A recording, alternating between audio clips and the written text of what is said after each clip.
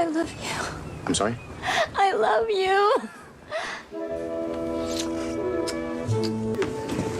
I'm looking all over for you. I gotta get out of here pronto. I got a stage 5 clinger. I need more time. Did you hear what I just said to you? Stage 5 clinger? Let's go. I'm gonna start the car. I'm serious. Well, I'm not sure I know what a stage 5 clinger is, but I do know what 5 unique tools are when I see them. Welcome to Flynndogg Woodwork. Today, I've got 5 tools that are reasonably priced that I think might benefit us in our shop. So let's not waste any time and start talking about these tools. So once again, I've been staying up way too late trying to find unique, affordable tools that I've never seen before. And of course, this involves a lot of what I call Googling deep. The more I've been thinking about this term, I probably should have called it Amazoning deep, as this is the website where I purchased all 5 of these tools. And for today's video, each one of these 5 items is going to be affordable, as none of these items cost more than $25.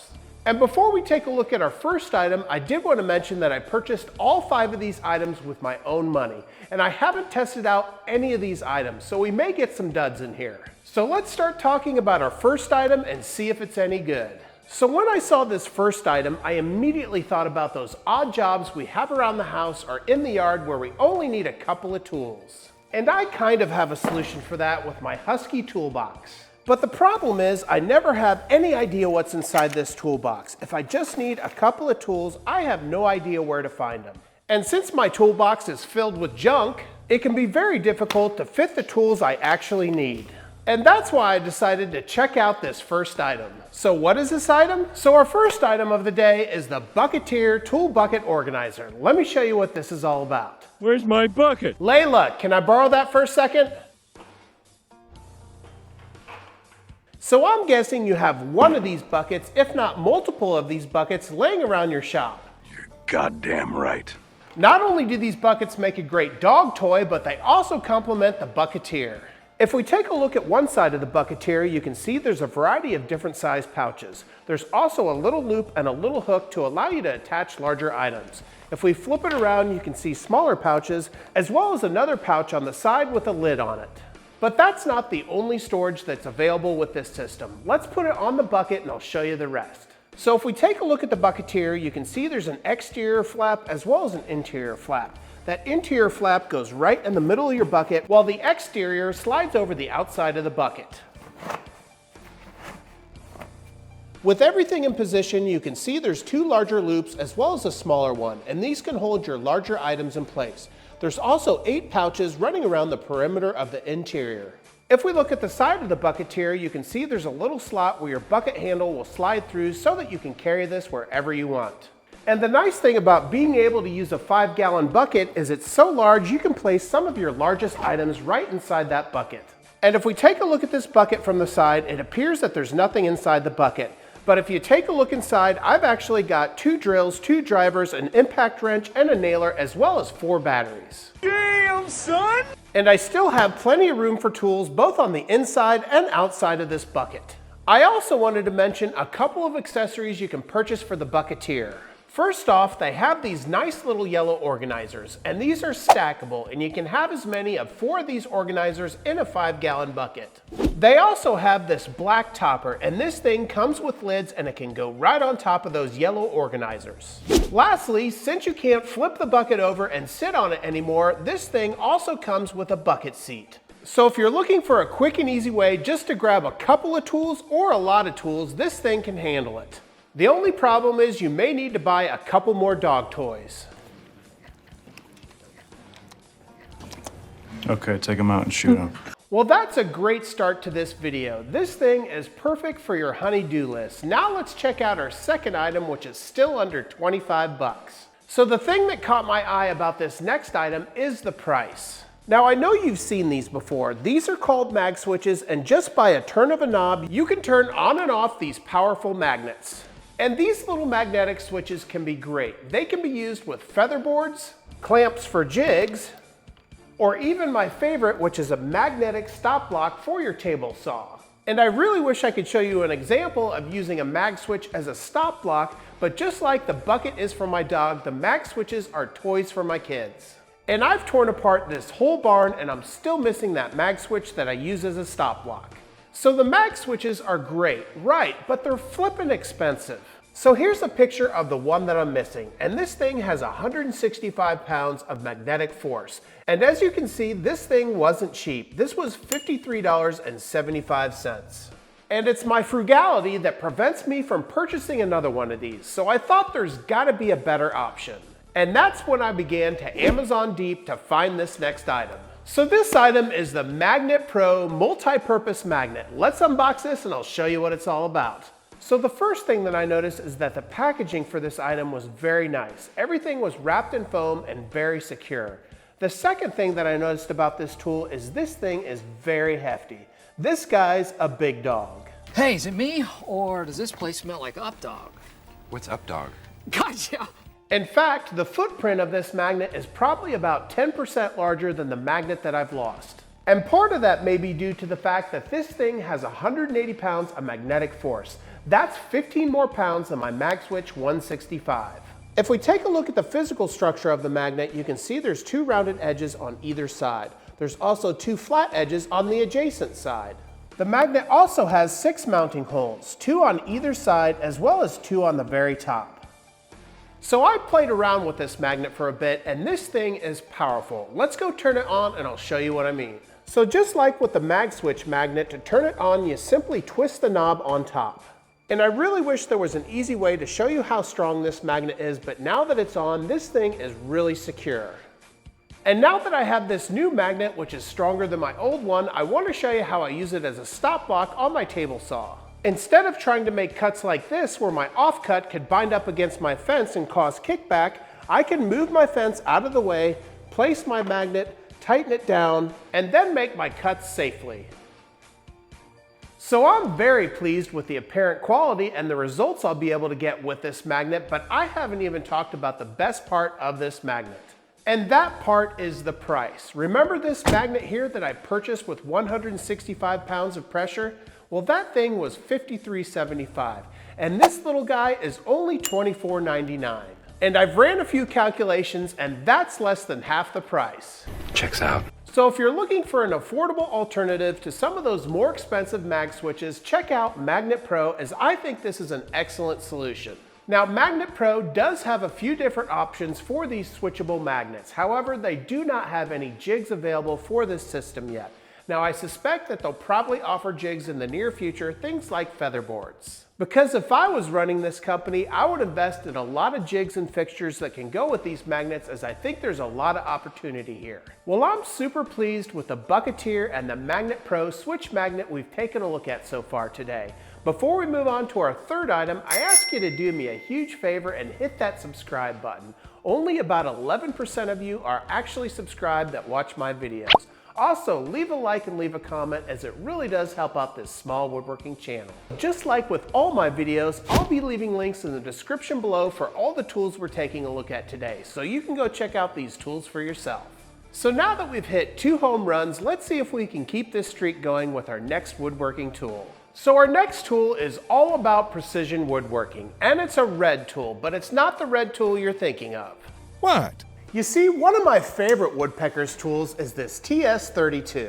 But the problem is, bigger isn't always better. Sometimes you need a saddle square or a T-square that's just a little bit smaller. And the reason that I went with woodpeckers on this larger scale is that it's very difficult to ensure that you have accuracy over a longer distance like 32 inches. But if you're looking for accuracy on a smaller distance like 6 inches, there's less of a chance of any variability. And sure, I could get an accurate saddle square from woodpeckers, but homie's not gonna pay 80 bucks for that square. Come on, homie. No? But I will pay less than half that. So let's go check out our next tool. So this little tool is the TS6 made by Mari Henches. I think it's a Chinese tool. So inside this box is the TS6, and as you can see, this is an Imperial.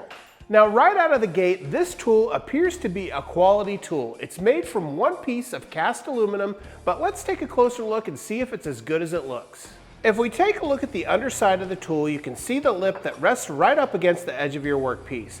You can also see there's little scribe holes at every 32nd of an inch. But just like with any new square, you should never trust a square right out of the box. So let's run a few tests. So the first thing that I want to do is to test this new square against a square that I know is true. So I'll strike a line on the woodpeckers, and then I'll take my T-square and strike a line with it. And as you can see, there's one straight line. So far so good. We know we have one edge we can trust, but is this thing square with itself? So let's test that next. So since we know this side of the saddle square is completely square, let's test it out and make sure that the opposite side is completely parallel and also square. So I'll take the square and strike a line on the first side. Then I'll move the square over and strike a secondary line. And here you can see there's one distinct line with no variance between the two lines.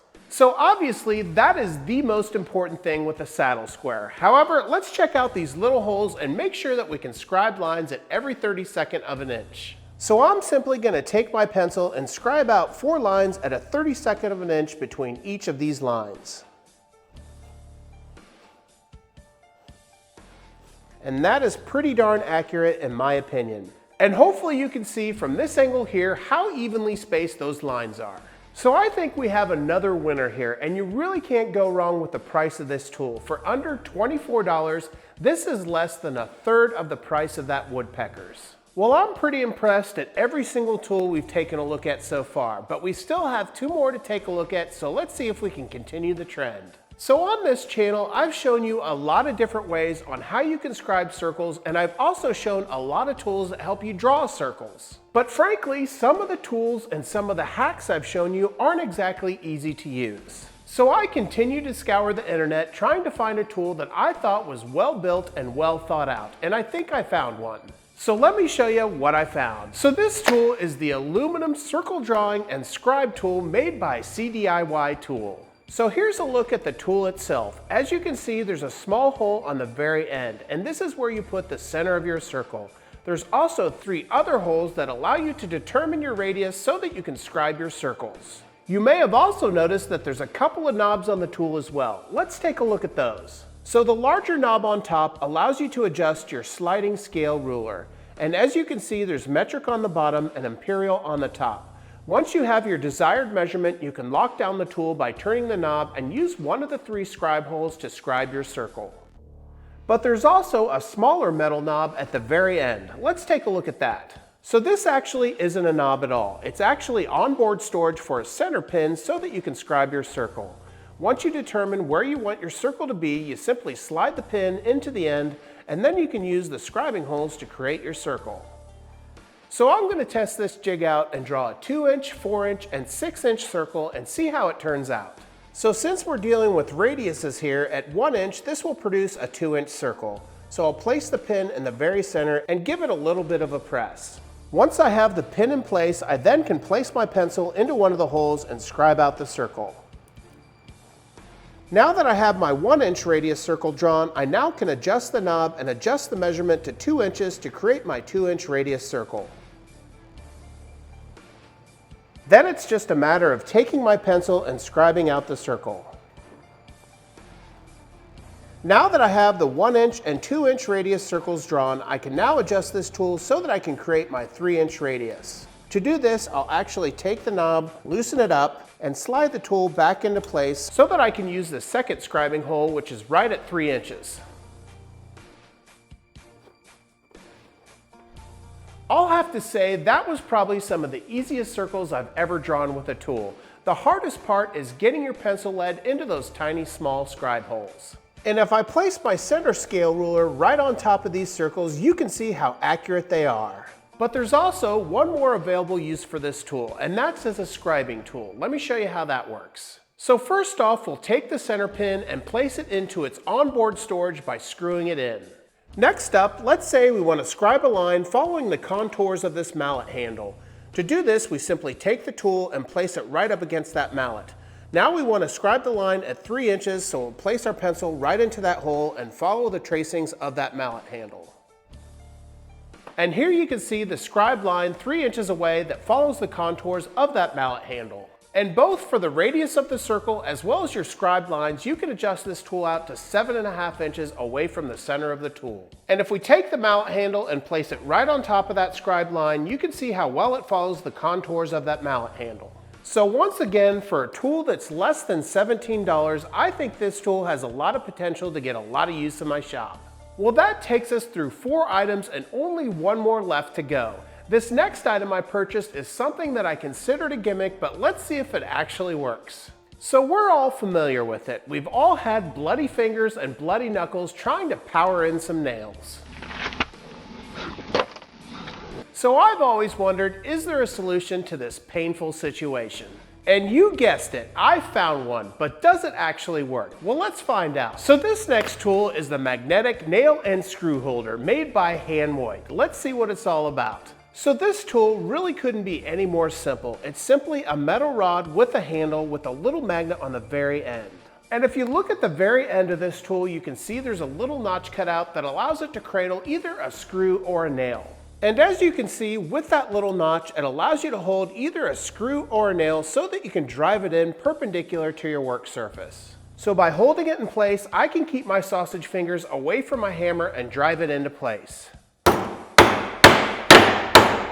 But you're still going to need that hand-eye coordination to be able to hit your nail. Now you can also use this tool with screws, but I'm not quite sure a situation where you would do that.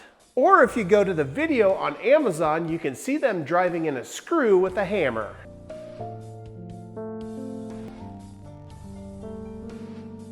So for this product, I'm just going to give it a meh, as I'm not quite sure I would purchase this tool again, as I could probably make one of these with a rare earth magnet and an old screwdriver. So unlike the other 4 tools, this one doesn't impress me as much, but it was cool just to see how it works. Well, thank you so much for joining me on this 5-tool review. I really enjoyed showing you all these tools, and I hope you enjoyed it as well. If you haven't already, make sure you hit that subscribe button, leave a like, and leave a comment. It really does help out this small woodworking channel. Until next time, take care as always.